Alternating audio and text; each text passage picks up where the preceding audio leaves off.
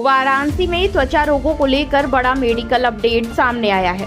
Eczema अध्ययन society ने atopic dermatitis update 2026 नाम से एक विशेष मेडिकल कार्यक्रम आयोजित किया, जिसमें देश भर के प्रमुख डर्मेटोलॉजिस्ट शामिल हुए। विशेषज्ञों ने बताया कि एटोपिक डर्मेटाइटिस एक गंभीर स्किन डिजीज है जो दुनिया भर में करीब 10% वयस्कों और 20% बच्चों को प्रभावित करती है। इस बीमारी में खुजली, नींद में परेशानी और मानसिक तनाव जैसी समस्याएं सामने आती हैं, जो मरीज की जीवन गुणवत्ता को भी प्रभावित करती है।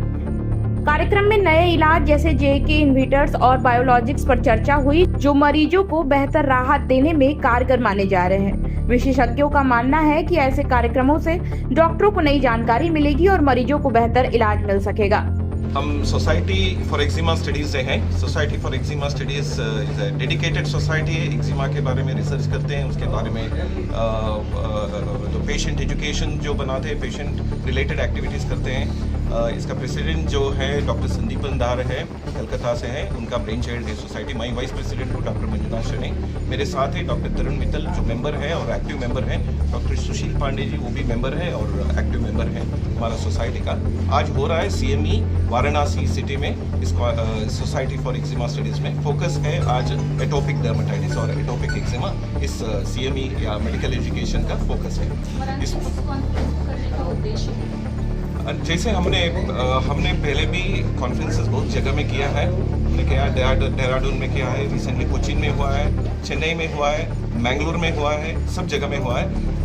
बनारस इसलिए कि ये नॉर्थ इंडिया में हम ज़्यादा से ज़्यादा कॉन्फ्रेंस करना चाहते हैं, इसलिए कि हम समझते हैं एक एक्जिमा का जो मात्रा जो है नॉर्थ इंडिया में शायद ज़्यादा है, इसलिए कि यहाँ का वेदर ड्राई है और हम इसका एक भाग है कॉन्फ्रेंस बनाना और CME करने का। हमारा सब सिटी में जहाँ भी बड़े सिटीज़ है, छोटे सिटीज़ में जाएंगे और कॉन्फ्रेंस करेंगे और एजुकेशन जो है उसे फैलाएंगे। सर, एक नॉर्मल खुजली और एक्जिमा में क्या डिफरेंट है? नॉर्मल खुजली और एक्जिमा में क्या डिफरेंट है? नॉर्मल खुजली, अब स्किन का जो भी बीमारी है उसमें खुजली रहता है। एक्जिमा को हम खाज खुजली बताते हैं, मगर खाज खुजली शायद बहुत हम उसको कैसे पहचानेंगे? ये बीमारी में होता है, दो टाइप का बीमारी होता है। जो बचपन से होता है उसे एटोपिक एक्जिमा बोलते हैं, और दूसरा टाइप एक्जिमा है वो दूसरी चीज़ें छूने की वजह से होता है, उसे कॉन्टैक्ट एक्जिमा बताते हैं। सो एटोपिक एक्जिमा और कॉन्टैक्ट एक्जिमा दो मेन तरीका है एक्जिमा के।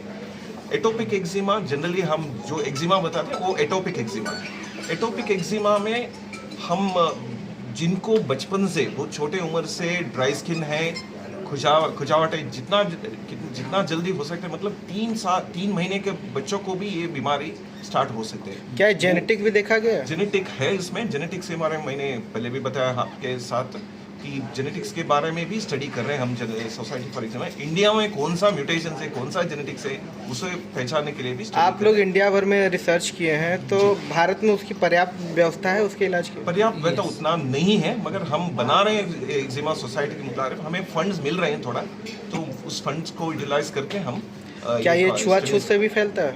छुआछूत से फैलता नहीं फैलता है, छुआछूत से नहीं फैलता है। सर, अपना नाम बता दें। मैं डॉक्टर तरुण मित्तल हूँ। मैं डर्मेटोलॉजिस्ट हूँ, बहुत सीनियर डर्मेटोलॉजिस्ट हूँ, देहरादून में प्रैक्टिस करता हूँ।